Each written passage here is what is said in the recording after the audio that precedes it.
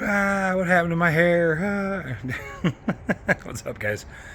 So, just spent the part of my day doing the first service on my shotgun. You know, the light comes on at like 279 miles or something like that, but I figured to get it knocked out. Basically, it's just check the valves, set the valves, do an oil change, which actually 3 of the 4 sets, because it's an 8 valve. Only the intake valve on the right side head was actually still in spec. Everything else needed adjustment.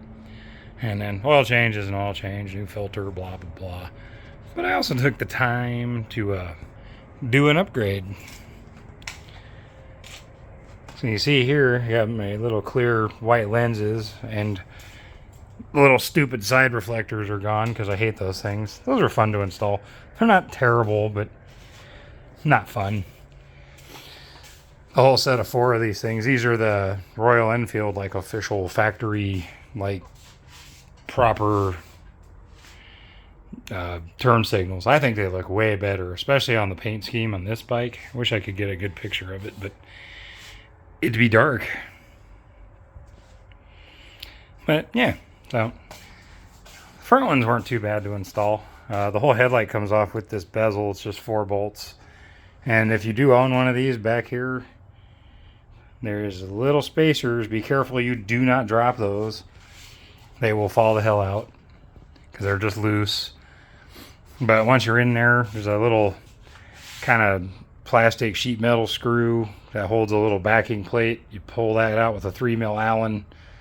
And then there's, like, you know, that comes out with all the wiring. And then on the inside, on each side of the turn signals, is a 12mm nut. It's a flange nut. Just back it off. It is a Stover nut, so it will not come easy. You will need to use a ratchet. And probably a deep well socket. That's what I ended up using. But either way, pull those out, put the kit together, put the new ones in, plug them in, put it all back together. It's honestly not that bad. Back here is a little trickier. These are held in with a 13mm nut. And you have to actually, there's 3 nuts that hold this whole plate bracket on. You take that off. 2 of those kind of same sheet metal screw, plastic screw things up high come out. That exposes the wiring. And then a 13mm takes those 2 off. Reverse, put it all back together. It's really not that hard. So, but yeah, I mean, they were 99 bucks for the kit.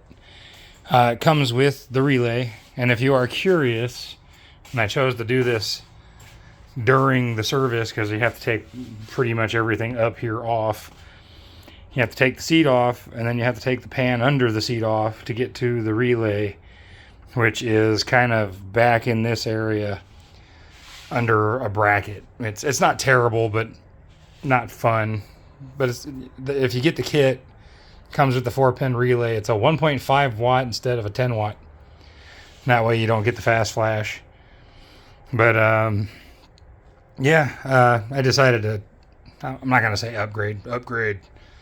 I did put in some Meridian plugs. They're CR7EIX, the replacement plugs for the factory ones. The factory ones are fine. I'm probably going to put them in the box that those plugs came in and then just keep them backups, whatever, because they're still in good shape. I just wanted to run the Iridiums because I'm stupid. One last thing I wanted to touch on with the service too, and be very careful. Under here is the nut and bolt. You know, the bolt goes through. On each side, inside the frame, there's a rubber insert and a metal, like, insert, like a washer almost. Be very, very careful to not knock that out, because I did. And then I got to find the stupid metal thing in here, which was fun. I got lucky. It actually landed face up right on top of the case, but I couldn't see it right away because, you know, I'm stupid. But yeah. Let me see here. If you've never done or done a service, or you need to reset the service light that comes on up here, there's already a couple of tutorials. But you put it in trip B, shut the bike off, and then you hold the little information button back here. you hold that down while you turn it on, and you keep holding it until that wrench turns off. And then you've got it reset, service done. But I will say one thing, going back to my LED flashers, they're pretty bright. Like, I'm happy with them. But I like something a little more slick, sure. But I gotta be honest, I kind of like the more traditional, old school, bigger round look, just not the big, cheap, plasticky ones that came on it. These are still plastic, and yes, they feel kind of cheap. But, I mean, I've had worse. They're not Hawk 250 levels of cheap. But yeah. So yeah, valve lash service on these is, I think it's 0.08 millimeters intake and 0.18 millimeter exhaust. Basically, I just did the closest equivalent. You could do 4,000s and 7,000s. It works just as good. I used my metric feeler, so I did the exact numbers, but yep, and that's all I got today on this bike. A horrible mess of a garage. I've been in the process of cleaning it up.